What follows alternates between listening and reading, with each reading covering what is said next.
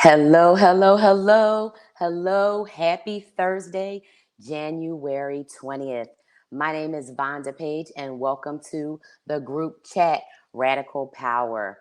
Welcome to the Living Corporate Network and the series of group chat shows. Living Corporate, for those of you who may be new and listening or tuning in for the first time, is a media network that focuses on amplifying the voices and the experiences of Black and brown professionals at work. Now, it doesn't matter whether you work in corporate or whether you work in nonprofit, academia, startup or whatever.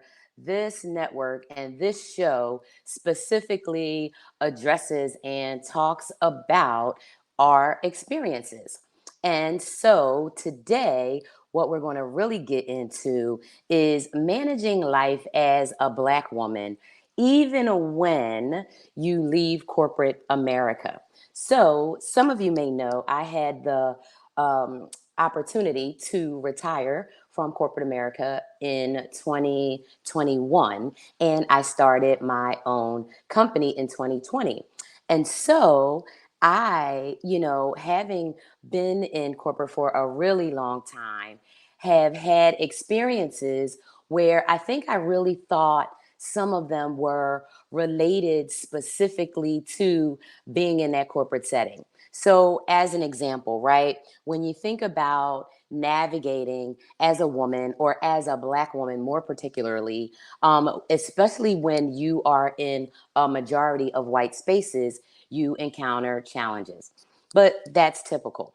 Some of the challenges, though, that you encounter when you're in corporate America, I think you don't expect on the outside. So, for example, I'm sure some people who have worked in corporate settings before have, had experiences of maybe harassment or poor treatment. When it comes to racism in work and how that shows up as, what some people call microaggressions, which I call assaults. It shows up as harassment. It shows up as retaliation. I think a lot of times you don't think of the external world as being a continuation, because I think we think of situations within the corporate space as being, or in the workspace as being specific for work and being specific things that only happen in the corporate setting. So, as we have been talking on this series about the power of the divine feminine, and even last year when Sana and Akon and I were talking about that power that we have as women, regardless of the field that you're in, how you take that power, how you seize on that power, and how you are able to uh, care for yourself in settings when you do that. And so, one of the ways that I learned and started and decided that I was going to care for myself was that I was going to begin a journey as a tech startup CEO and, work on my own. And so, one of the biggest thrills and one of the biggest things that I was anticipating with that experience was really not having to deal with certain things out in my professional setting. So even though we know racism runs rampant, we know people have problematic behaviors, we know people may or may not have dealt with their own internalized trauma, especially people who have had, maybe situations like, uh, I don't know, fleeing a war torn area, as a refugee, someone who maybe grew up being abused as a child, someone who maybe grew up in poverty, a person who maybe experienced houselessness, right? These are different scenarios which create trauma in our lives. And from the research and study I've done, and one of my favorite books on trauma is called The Body Keeps a Score. And this week I've been really reading The Body Keeps a Score in combination with Right Within from Men to Hearts, because what I came to the realization of was that the trauma you experience in the workplace, it definitely stays with you. And those same behaviors, those same systems, those same structures, those same forces that conspire and work together to drag you down in a corporate setting actually, also continue outside. So you may be wondering, well, I mean, isn't that common sense? Or, why would you expect anything different on the outside world than the inside world? And I think it really boils down to one of the things that I want to talk about today. And one of those things is really around, I said trauma and talked about some different things that will cause us to have trauma, right? So whether you're talking about an actual experience that happened to you, if you're not, a black or a brown person or a woman, or an immigrant that doesn't have, that's not, white skin passing, we've had some additional experiences. At the same time, though, those same people who we've had negative experiences with may or may not have done their work either. And so, even when you're out here not in the corporate spaces, you will still encounter people who haven't done that internal work on themselves. And so, I've been really going through a thing, trying to really reconcile how I approach my work, for myself as an entrepreneur, as a businesswoman, as a tech startup CEO, as a business partner and founder, and all these other roles. And at the same time, you think about what is going to be different. So I had some hopes and some dreams and some expectations. But what I found was that I still carry me with me. And I think that that is key. No matter where we go, we still carry ourselves with us. And the thing that I realize that I'm carrying is 32 or 3 years of racial workplace trauma. And so, when you are dealing with workplace trauma or any trauma, you will always have those patterns of trauma that are in your past. And when you face different things, even in your present, those trauma triggers will still be there.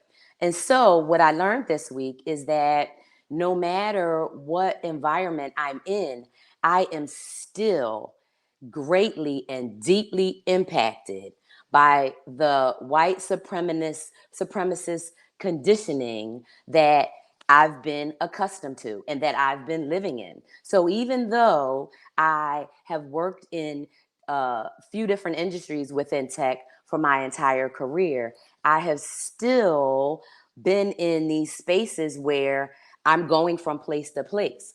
So when I think about right within and I think about work that I do, with my therapist, and I think about what it really looks like and what the work is, that work is always ongoing.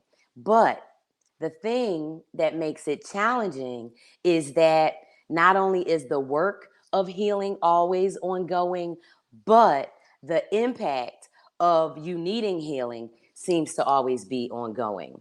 And so, right, when you think about, not having done some healing work on your own, and if you think about going into spaces where you're going to be doing things that are sensitive, things that are going to be touching people's lives, right? Because if you're talking about equity work, whether you're talking about equity in workplaces, whether you're talking about equity in law and legal practices, whether you're talking about equity education from the standpoint of the diversity, equity, and inclusion and belonging work and justice work that's happening now, there is still a level and a degree to which you have to start with your own work.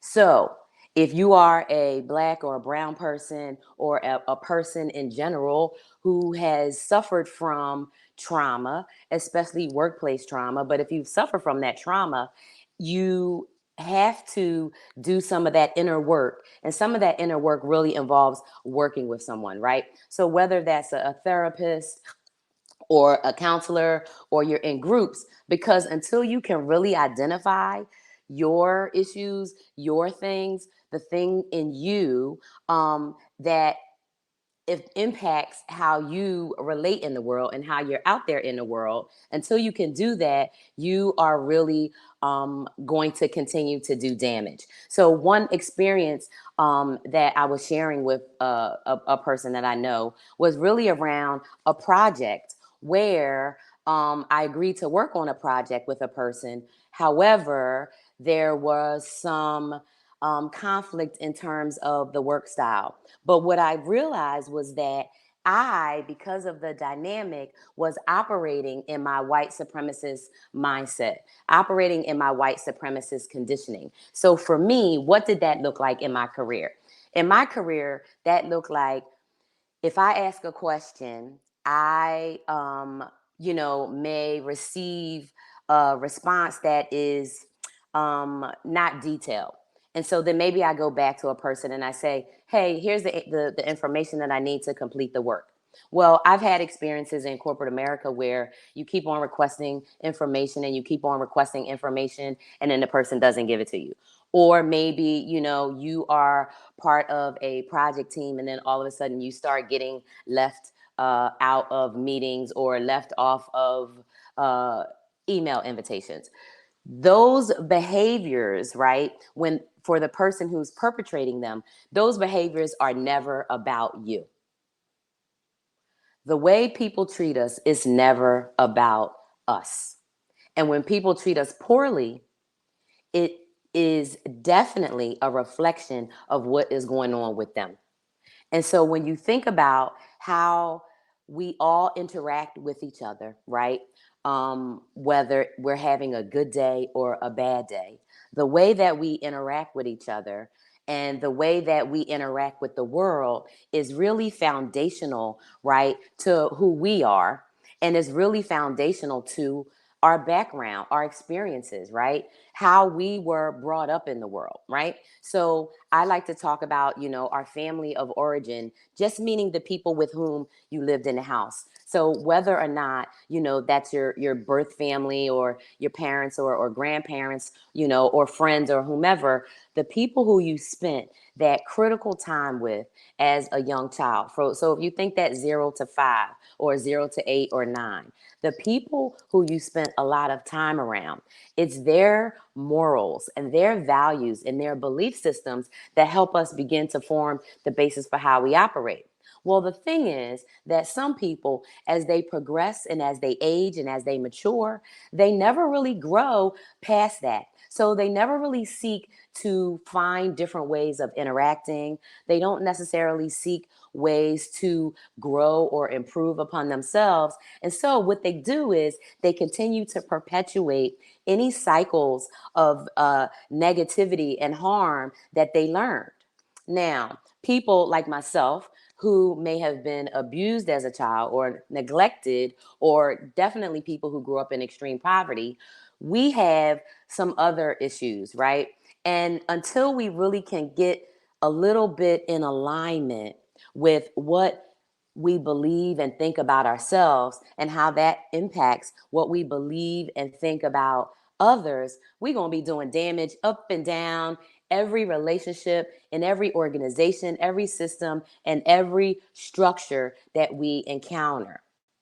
But at the same time, right, we are also going to operate from a place of the way our body remembers those traumas. So in The Body Keeps the Score, he talks about, trauma responses. So for example, I know a lot of people that grew up in poverty in South America. And so when they got the chance to eat food, they eat very quickly. And even though now at 40, 50 years old, they have plenty of money and plenty of food, they still eat their food really, really quickly. They still have a certain posture when they sit to kind of protect and eat their food quickly. That is a trauma response. So it doesn't mean that the trauma is happening right now at that very moment, but it is indeed a trauma response. So let's transform that example of a person who grew up, food insecure, and the way that they eat maybe 30, 40 years later, even though they are food secure now, with people who struggle with other things. So, for example, if you were abused as a child, there is, and you haven't had some opportunity to process that trauma, you may have reactions to things when other things happen. And then you're looking around and you're saying to yourself, why did I do that? Or what made me think of that? Or, that seemed like an overreaction. Or why did I freeze? Or why did I get angry? Or why did I start sweating? Right? So we all have trauma responses, right, that are related to trauma that may be resolved, unresolved, addressed, or unaddressed. But the key is at least understanding and knowing yourself, whether you know your triggers or whether you want to say your sensitivities or your weak spots or your blind spots or your biases, even though I really don't like that word, the way we use it. But it's really about understanding who you are. Because when you are comfortable with who you are, and when you like yourself, and when you love yourself, you don't really need to treat other people in bad ways, right? So if you're good with who you are, you don't have to be controlling other people, right? If you secure in your bag, you don't got to worry about ripping off somebody else's bag. If you are walking in your truth and your honor and who you are and your values, it doesn't matter what the world is doing. And so that is really, what I wanted to chat about. And so for those of you, if it's your first time joining in, Micey, I'm not sure if you've been on before, but thanks everybody, Iris, Joseph, Heather, Alyssa, and I know that Z is on, but we were having a little bit of audio problems trying to get her connected. But, I want to, really talk and get your perspective, in the chat around what type of experiences people have had really around your own healing, right? And then how are you operating within your healing when you get into spaces that are just as traumatic, right? And so when you think about the systems and the structures, right? People run those systems. People run those structures. People run those organizations, right? So when you are in them, all those decisions that are being made, all that power, all that whatever, that stuff is happening from hurt people. And this is like probably one of the most cliched, repeated, psychotherapy, phrases, but it's super true, is that hurt people. And literally, that's what it is. And so when you think about how people respond to you, whether you're in work, whether you are getting gas, whether you are, trying to be masked up, and doing the right thing, the way people treat you and the way people respond to you, it is a direct reflection of them. And it's not a reflection of you. And so, what I learned this week, and probably over the last 3 weeks, right, in addition to the way people treating you being a reflection of you, the biggest lesson for me is that I have conditioning that I didn't realize was so deep that I'd even still see it once I left corporate spaces. In my mind, I don't know why. I thought it was going to be like some magic, like boom, I'm gonna leave corporate America, and I'm not going to be, you know, uh, racially traumatized in a professional setting, even though it's not a paid professional setting. I just in my mind didn't expect it. And so, maybe I don't know, let my guard down, or maybe I just was not as cognizant and not and unaware. But the biggest lesson is we all carry our trauma with us. But the way we deal with our trauma is a direct reflection of the work that we've done, right? And so if you haven't done the work, how are you going to go into a space, right, with someone who has done their work, or other people, period, and really be effective in that space, right? So when I think about the way in which I now know how to move, my therapist, who I think is great, was talking to me about some strategies, right? And those strategies are really things that I need to do, because we can't change what other people do, right? We cannot control other people. I can't even control my dog from barking, right? I can give her 3 extra scoops of food and she will still decide to bark when she wants to. And so, but what I can do is I can control my response, right? I can control and prepare how I walk into a room. I can set the standards for boundaries in terms of what behavior I will accept and what behavior I won't. And then what I can do again, right? Because this is me, right? Because I have the power, the radical power to say no. And there are so many amazing people on LinkedIn who talk about boundaries, and Katrina Stroll is one of them, and she says absolutely not, right? And that's a person that I follow and I get inspiration from. And this week, she told a story, made a post on LinkedIn about a letter when she had quit a job. And and today, there's a conversation around, you know, um, burning bad bridges, right? So when you think about that expression about don't burn bridges, right? Why would you maintain relationships with people who are harming you? So, for women or men on the phone, or any person, if you had a best friend who was in an abusive relationship, who was getting harmed, was getting black eyes and broken jaws and teeth knocked out and bloody and bruising, would you tell that person, well, you should talk good about your ex partner who was beating your ass every day? Would you tell them that? Or would you say, hey, that person's behavior is incompatible with how I want to live? So I'd like everybody to think about that for a second. Because I want to know, if you care about a person, if you care about humanity or people in general, right? Why would you want a person to suffer?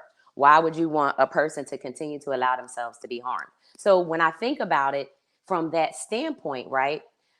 I would never tell a person, oh, you should stay in a bad situation.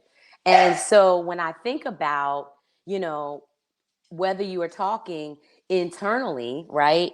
Working for a company, or whether you're talking about when you work on for yourself or with other people, you need to be doing things that are in line with your values, period. And so, what I found, for myself, and I think this is probably at least pertinent and germane to other Black, Brown people, and especially women, and especially people that are working in this space, right? So people who are working in, whether we're calling it the equity space, whether we are calling it DEI, justice work, social justice, corporate, workplace justice, regardless of that, right? We still have work to do. We still have work to do. So I love what Heather said about the conditioned responses being with us everywhere. And I think, and what I'm wondering, right? I didn't realize that I wasn't aware of how my conditioning was going to permeate my life even outside of corporate. And so it felt really drastic. It felt drastic. And I think it felt drastic because the environment, right? Even, COVID working times, the environment, it outside of the corporate environment feels more casual. So I think casual to me didn't go the same with workplace racialized trauma. So I think that's kind of where I am with that. But I think, it's super interesting to think about how we carry that.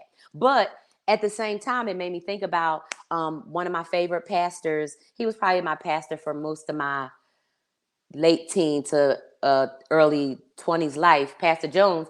I remember a sermon that he said one time where he said, you know, no matter where you go, you take yourself with you. And so he was specifically talking about people, who are always complaining about stuff, right? Who are always saying, oh, something is wrong with this person, or blaming things on other people, right? I'm sure everybody out there knows people who, you say, oh, well, what happened here? They say, oh, this person didn't like me. They say, what happened here? Oh, this didn't work out. Or they say, oh, what happened here? And they say, this didn't work out, right? And so my old pastor, Pastor Jones, he would say, you always going to take yourself with you. So because you take yourself with you, that means you take your trauma with you too. And there's my sister right there. You on screen. Don't push any buttons. I had you on good. We had you. Sometimes this thing is a little tricky. Don't click anything and you good. Don't click nothing. Stay right there. Back it off. I can see you. I see you, and you look great. You're perfectly. Nope. You look amazing. You look like a black queen right here on screen with me. I say, how you doing?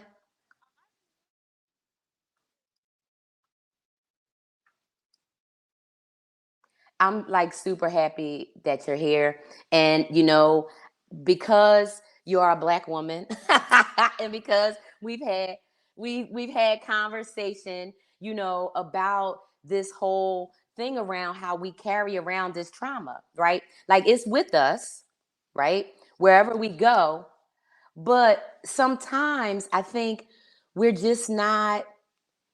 For me, I think sometimes I'm just not cognizant that I'm going to have similar experiences even though I'm in a different setting. Because I have this, I'm one of those people, those glass half full people, and I always give everybody a chance. And my best friends always says, you need to treat people like they deserve to be treated instead of trying to love on everybody and be like this, because that's how you get punked a lot. So I want to just talk about a little bit, just hear from you a little bit around what is that like when you just walk around as a black woman with trauma, and then you don't never really get a break. So then when new stuff comes, you just coping. You just coping. I'm sorry, I be deep. I be deep with it, girl. I be detailed.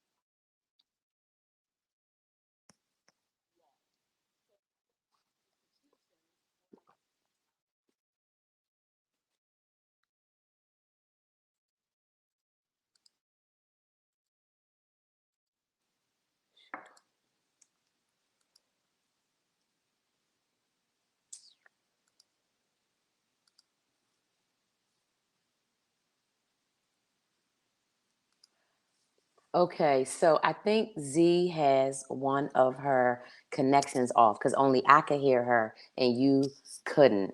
But let me know, can y'all hear me now? I think you can. I think her audio was muted. So let me know if you can. We've been having a little funny thing with this right now. Okay, you can hear me only. Okay, so it was Z's connection. So I'm going to pop her back on.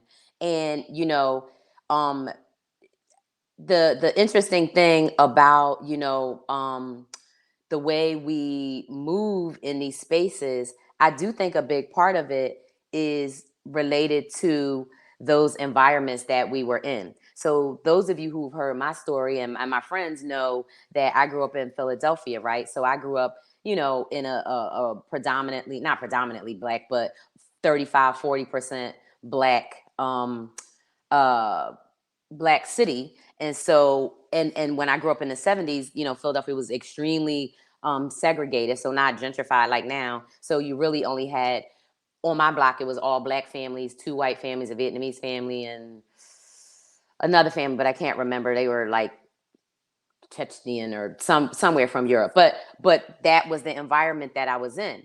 And in sixth grade, I got bused to a school in Northeast Philadelphia, a white school. It wasn't like we was the Little Rock Nine or nothing, because there was other couple of black kids there, but it was still a very traumatic and horrific experience. So even though I knew who I was, I knew Black history, I had Black teachers, and there were Black teachers at this school. Man, I got some terrible treatment. I was telling, I think I was telling Alyssa last night, I never got like spat on, like actually somebody spit out their mouth, but they used to throw spitballs at us, and it was so nasty because they were wet and it was really really gross. But that was my first experience being like one of nine. It was nine of us that rode the bus that were in the sixth grade with me. That was my first experience being really inundated and being in a white environment and seeing how the differences were in how I was treated. And I remember like thinking on the first and second day, like, these people don't even know me, right? Why are they throwing stuff at me and calling me names? Like, they don't even know me. They literally are just doing it based on appearance, right? And so I remember thinking, like, wow, these people are messed up, because the fact that they don't know me and they could be so horrible and nasty. And I'm like a cute little girl in sixth grade, with my hair and everything. And I'm like, hey, so that is also trauma, right? That I've carried, but it's also, to Heather's point, the conditioning. So what I learned is, when I'm in white spaces, right, I can't take up too much space. I can't correct the white person. I can't give my opinion too strongly. I can't say, hey, really, I think, you're making a mistake. I think I may have told, I know I told several of my friends, but I had a thing that happened to me years ago. Literally, this was when I lived in Delaware. And I know my daughter was little, so this is at least 15 years ago. But I remember I was on a conference call. And at this time I was on this conference call, I was the media representative. And part of what I did was not only just answer calls for people, asking questions about the company, about the weather, about outages, blah, blah, blah. But I would have, people asking me to do strategy. And I would do things like set up the heart walk, and work with the CEO at the Heart Association and blah, blah, blah. So long story short, I at that time I was on this big conference call, and I wasn't on mute. And I didn't really need to be. I was, fully engaged in the conversation. And somebody made a dumb idea. And I mean, this idea was dumb and it wasn't going to work. And I thought to myself, why is, like, that's not going to work? And I said, that's not going to work. And I looked down and I realized, shit, I'm not on the mute button. But literally, that's all I said. I said, that's not going to work. Would anybody care to take a guess at how many meetings and how many times I got called into offices? And I knew as soon as they did it, that was the slow roll. I was like, okay, my days is numbered. Just because I said, that's not going to work. And then the person said, well, somebody said, well, why not? And I said, well, because A, B, C, D, E, F, G. Like, I literally boom, boom, boom, boom, boom, boom, boom. And they were like, well, and this is what we're going to do. Okay, well, I think we can. And it was like a big thing. And literally, I got called into like 8 meetings within the next 2 days, all because I said, well, it's not going to work. It's not. And, why is that a crime for me to say something's not going to work? And so what I have learned and figured out, right, is that the conditioning taught me that when I speak up, it's always negative, right? When I speak up, it's always a problem. And so in working on, projects outside of that corporate setting, I didn't realize that I was going to experience the same thing. So when I spoke up, I was ignored. But my response, my trauma response, is what they call the fawn response. So some people might be, familiar with the terms fight or flight, freeze or fawn. Those are terms, psychology terms. But the fawn response is really, if you imagine, just like shrinking and just giving in and just saying okay, and just kind of demurring and deferring, right?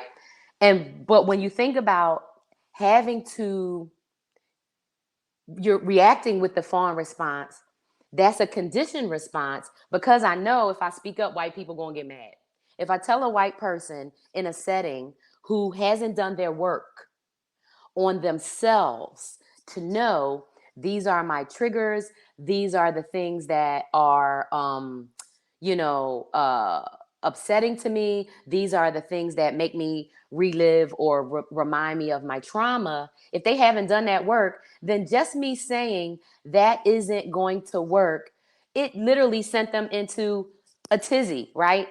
um because I was telling the truth. Now here I am, right? I have 2 communications degrees and I'm working as a media rep. Don't you think I know what the hell I'm talking about? They hired me for the job, right? And I did amazing at it, as you can imagine. I probably still have some VHS tapes, VHS, I'm old, right? With me saying hi and doing the news and stuff, right? But it is fragility and it is defensiveness. But the reason people are fragile is because they haven't done their work and they haven't been able to look at themselves clearly, right, as a person and say, here's my junk and here's where I am. And so it's making yourself small, is that fawn. It's like, ooh, let me just shrink down because somebody else is so fragile, Joseph, that my space that I'm taking up, what I'm doing is too much for them. And it wasn't until, I mean, I've had a couple of revelations, I mean, through conversations over this week, but you know how you have to hear the thing you need to hear in just the right way so that it clicks. So I got some little nuggets all throughout the week and I kept on feeling better and better. And then, today, during therapy and even before, I just got some just new energy around this whole thing. And the energy is, guess what? If people are mad at me because I don't want to work with them, that's all good because that means that they see who I am and they see what I bring to the table. And, I also see and get the opportunity to be who I am. I get the opportunity to maintain my own boundaries, regardless of people's fragility.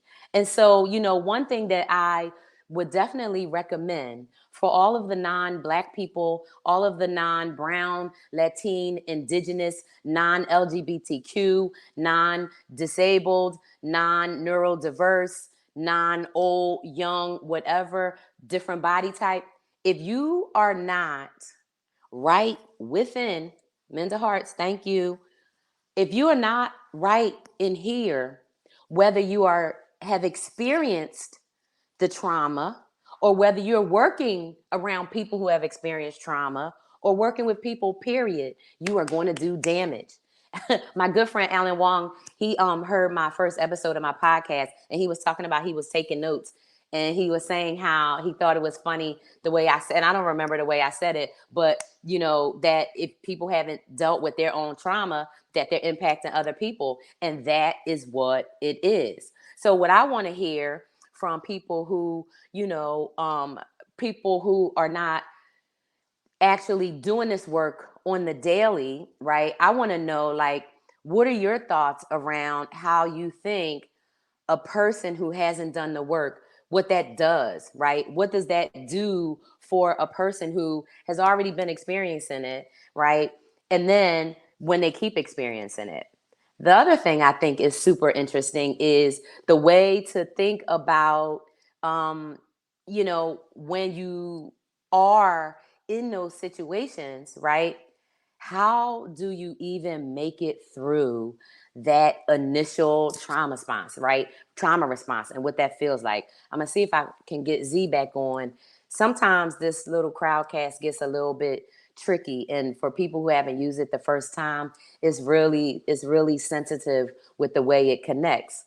But I think that is makes perfect sense, right? To have a witness and blind or whether a BCC. And I think that makes sense too, right? It's something that Jackie talks about, Jackie Abram, she talks about that in Hush Money. When, when she's documenting her trauma and the experiences at work, right? And so when I think about that, it's always there. The other thing I think is you think around, how do you help people take the time to hear and see? Because one thing I know I struggled with, because I'm used to your point, Heather, when I get in those situations, right? Playing small or, shrinking back because I can see another person's fragility, right? Um, but that other person's fragility, if they haven't worked on it, it's not my responsibility. But I think what happens is, I think the other conditioning is, and this goes back to, right, the times when Black women were enslaved, of we're always giving, we're always doing, we're always nurturing, we're always protecting, right? And so there is this ancestral patterns also, right? Around how we relate. And so when I'm thinking about caring about other people's feelings before caring about myself and how I'm treated, that was the thing that kind of blew my mind.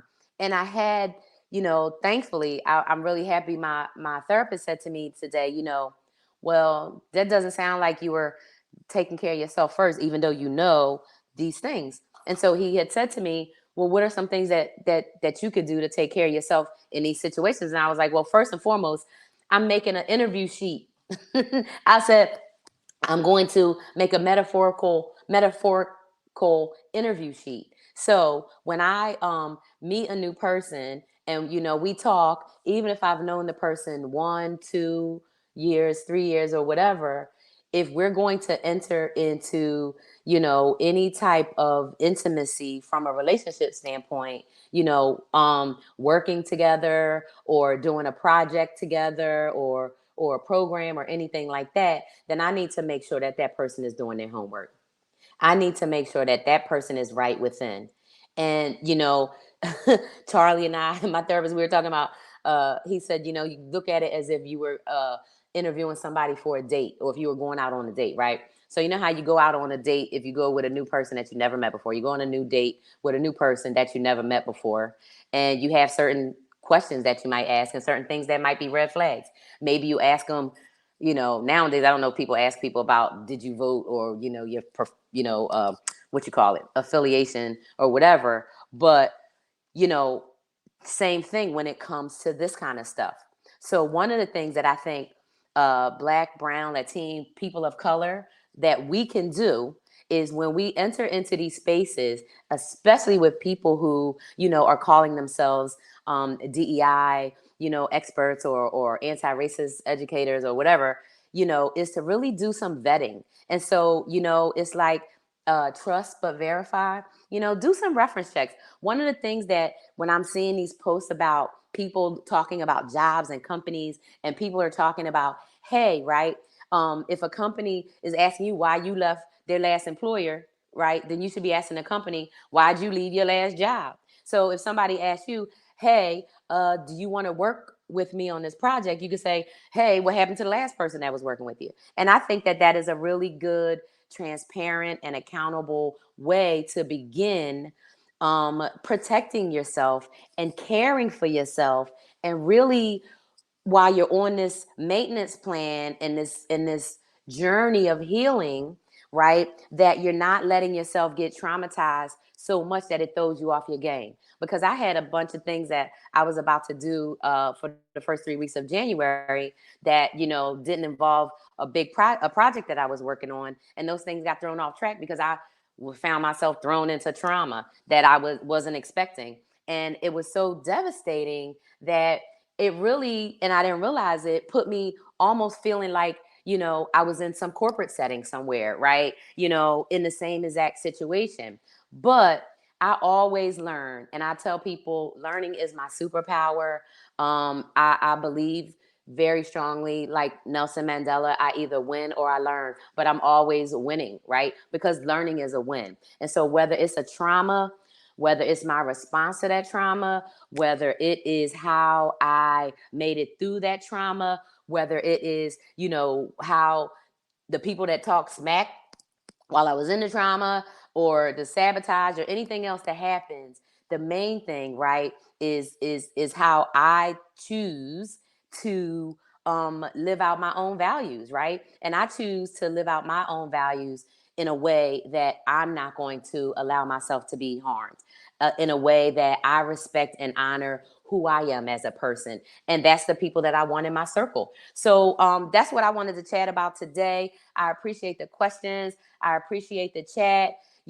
I'm super sorry we couldn't get Z's audio right. I don't know. Like I said, sometimes the thing it acts up. Oh, there you are.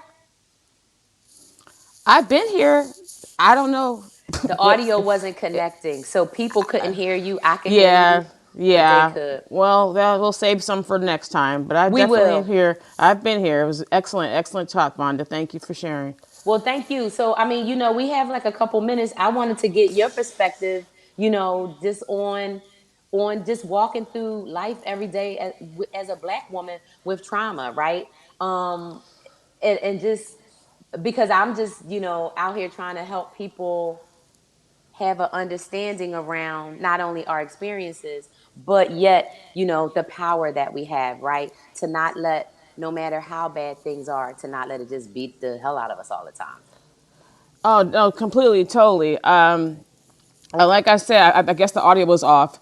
I was fortunate to attend a historically black high school, historically black college, and a historically black law school. So I feel in all of those settings, we were very much prepared to deal with the trauma of the outside world. And I do think something that I see now, which was so important that I didn't really notice the benefit of, was that we healed each other on our own together. So it was always like, if you're on time, you're late. Basically be faster than the white folks, show up earlier than the white folks, just all those things, just all the things that historically have been ingrained in us, that don't really get us to excel, but allows us to at least to stay on the same level when someone's basically putting their foot on your neck. As I got older and more so, I guess, got into society, both as a mother and then as I guess as an adult black woman, I just realized how skewed the playing field was, especially when it came to my credibility, especially in the legal field. I'm in the legal field. I do a lot of family law. So in 3 instances, I've had to write up 2 white attorneys and two white male attorneys and one white male judge. I almost said white woman, I didn't feel like it. But in all cases, though my facts were on point, though my evidence was on point, it was like, well, he did do that, but he offered to fix it. So, well, we don't really believe you. Like in one case, I was joking with you earlier, I'm banned from going to the Alameda County Family Justice Center because I basically wrote up one of the lead attorneys there, and just seeing the confusion on the director, who was African American woman's face, because I was like, why would I lie about him? Like, what would I get out of lying? But in the end, it was like an email. Yeah, you can't come back here. You can't step foot in here. So 1 minute I'm speaking with the district attorney and I'm like the token child. And then the next minute when I speak up about my mistreatment, showing how it affected me, then, I'm banned. So I realized then and there that I had to really, again, find comfort and strength and affirmation within myself and within my people, which didn't always work either, because a lot of times we victim shame. And what happened, I found it making me be a lot more just to myself, a little less bubbly, a little less trusting, and also just really just not wanting to really just deal with certain situations a lot less than I would like. So basically just it resulted in my disengagement. And that's Yes. been something I've been trying to work towards. Like, no, you bring a lot to the table. Don't let them push you back. But after a while, it's like, screw it. I'd rather just go hike in the woods than deal with this bull. You know what I mean? And so, Yeah. yeah, it's like choosing my battles and knowing that it's going to be a battle, though it shouldn't be. Though it shouldn't be, though I should be treated, though I've done everything they told me, jump through every hook to be as an equal. But I'll never be looked as upon as an equal. And there's this whole false dichotomy that we all become like, the gladiator, like some TV mythical black woman. But that's an avatar That's much more a myth than that is a reality. And I feel like that is something that allows white supremacy to continue to thrive under this idea that if we were just stronger, smarter, faster, more polished, had our suits better, we would not be taking advantage. That's not true. That's not true. I went to Howard Law, class of 2007. About four of us have gotten assaulted by the police. I was counting. I was like, these are all barred attorneys. And at Right. least four of us have been assaulted, like assaulted like by the police. Right. So we can't out educate ourselves out of it. And I guess that was the part that was the scariest for me to really realize, because I thought, especially having a mother that was a black nationalist, I did believe that I could out educate myself out of it. I could like bougie myself out of it. And you can't. You Hey, can't. I want you to. Hey, so that is super important what you said, right? Because that is this thing that a lot of black people have, right? And brown Yes. people, this thing where we think we could bougie our way out. We think that we had a right car, we live in the right neighborhood, our kids go to the right school. That the adjacency to whiteness is going to save you. It don't Amen. never save you because No. anybody can get OJ'd at any minute, right? And so when I say that, people know what I mean is, you think you got these people on your side, but no matter what, you are always black. And so if people especially haven't done their work, right? And they don't know who they are and they're not, aligned, right, with who they are, then it literally makes the whole situation worse. So talk for a second about, how messed up it is for us to try to tell each other if you just work harder, do more, do more, do more. How many of us work in the midst of mediocrity all the time, all day, right? Work with people. You sitting next to a person, this person, you coming in at 7, you leaving at 7. This person come in at 10:15 and leave at 2:30 and stay an hour away for lunch, right? So this notion, and I think about Papa Pope from Scandal, right? That time when he said to Olivia, "What did I tell you? You got to always work twice as hard, be twice as good." Why? Because no matter how good we are, it's never going to be good enough. But the key to that whole thing, right, around the goodness piece is that is whiteness. That there's only one way, that there's meritocracy, and if you don't do this, you're not worthy. That is whiteness saying there's only one way. Why is there only one way, right? Why is there only one way? Right, right. I think I don't think the young ones are going to fall for it anymore.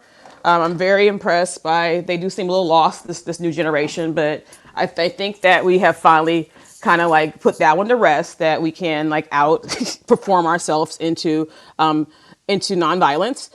Fortunately, so I think that's one thing. But yeah, I don't know. I think what I found the most comfort in has been going back to things such as do for self. I've been going a lot back to the Nation of Islam, which again, I don't follow their racial rhetoric, but just a lot of more about self-sufficiency. But even the self-sufficiency, it takes governance, it takes organization, it takes the, education. So, things like such as what you all are starting up, Lissa, things like that allows black people, black women, people of color to empower themselves without having to jump through the hoops. I think tech is amazing. I worked for an amazing tech startup with a really cool brother named Ruben, and he's getting kids that weren't able to do higher education to get into tech. And doing a tech program in a year, they could be making six figures. And again, money does help you have a little bit more power in the society's capitalist society.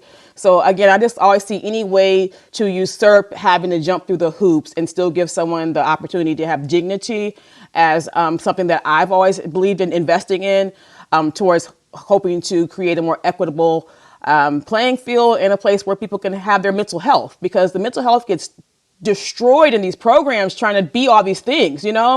Like I've seen so many people, just like myself included, just severe mental health issues dealing with just this ridiculous competitive nature, trying to, perform in hopes that we can outperform racism. So I think less is more, and I think we need to allow our children and our young ones and ourselves that it's okay. We should not be judged by our work product, but rather the people that we are. And I think that idea of being judged by a work product, too, is white supremacy, is why there's so many people out here doing scandalous things. They're getting away with it because you're more so about your work product than about you as an overall person. And you know what? And so to that, right? When you're worried about the work, over the person, right? Then you can't do work that is people related work, right? Because if you're not caring about people, then to me, I don't know. I think you maybe need to live in a barn or something, and maybe learn to love animals, right? And then you can learn to love yourself and to love people. So, hey, this was a great conversation. We're going to try to figure out, what is happening to make the audio better for next time. A couple of little things. It could be because I'm in a different room in the house because I got to get some work done in my house. So it could be me. But I just want to say thank you, everybody, for joining. Joseph and Heather and Micey, and of course, Z. And Alyssa, just thanks for hanging out with me. And I will see you on Saturday, 8 a.m. Pacific time on Radical Change, the group chat. Thank you. Bye.